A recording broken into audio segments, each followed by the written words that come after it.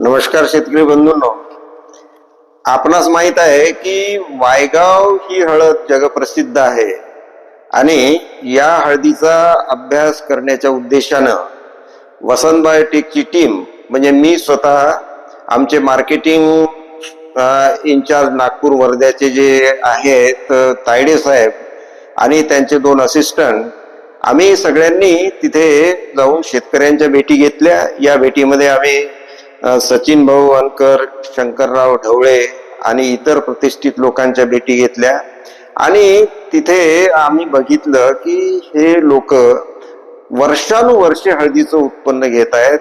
त्यांना या वायगाव ब्रँड तिथे प्रसिद्ध झाला आहे. GI नामांकन त्यांनी करून घेतलं आहे आणि त्यामुळे या हळदीला जास्त भाव मिळतो.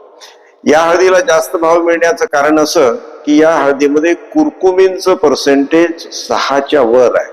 6 ते 8, 8.5 असं कुरकुमीन आहे. अँटीऑक्सिडंट या हळदीमध्ये जास्त आहे. म्हणजेच या हळदीचा उपयोग मेडिसिनल पर्पजसाठी किंवा औषधी म्हणून अधिक चांगल्या रीतीनं होऊ शकतो. बंधूंनो, आपल्याला माहित आहे की हळद ही अँटी कॅन्सर आहे, अँटीबायोटिक म्हणून काम करते.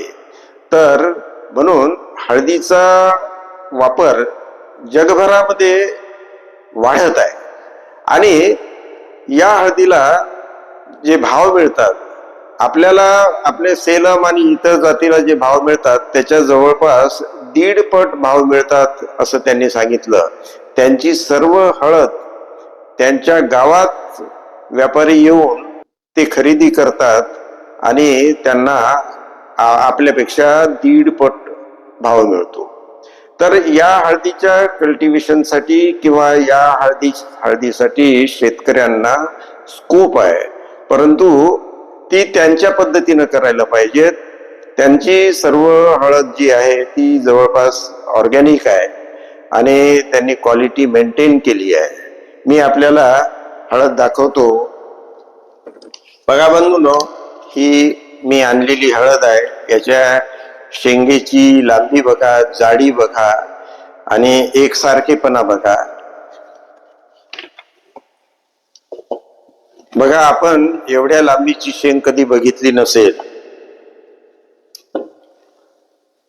तर अशा प्रकारची ही हळद आहे. तर या हळदीला आपल्याला कल्टिवेशन साठी स्कोप आहे. आता या हळदीचं त्यांचं जे उत्पन्न आहे ते थोडस आपल्या हळदीपेक्षा कमी आहे. पण उत्पन्न कमी असेल तरी भाव 1.5 पट आहेत. तर आपल्याला जर ही हळद लावायची असेल तर आपण आमच्याशी संपर्क करा, कारण आम्ही या वायगावच्या शेतकऱ्यांच्या संपर्कात आहोत.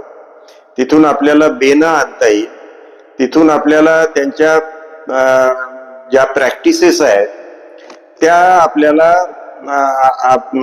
विचारून घेता येतील आणि आमचा जो हळदीचा अभ्यास आहे, आमचे जे हळदीचे जे ऑर्गॅनिक प्रॉडक्ट आहेत ते प्रॉडक्ट वापरून आपण ऑर्गॅनिक पद्धतीने हळदीचं चांगलं उत्पन्न काढू शकता. ही वायगाव हळद जी आहे ती जास्त कुरकुमीन असल्यामुळं नक्कीच मार्केटमध्ये आपल्याला जास्त पैसे देईल. तर माझं शेतकऱ्यांना आव्हान आहे की एक वेगळं पीक म्हणून थोड्या प्रमाणावर याचं कल्टिवेशन करावं आणि शेतीतून 2 पैसे मिळवावे. धन्यवाद.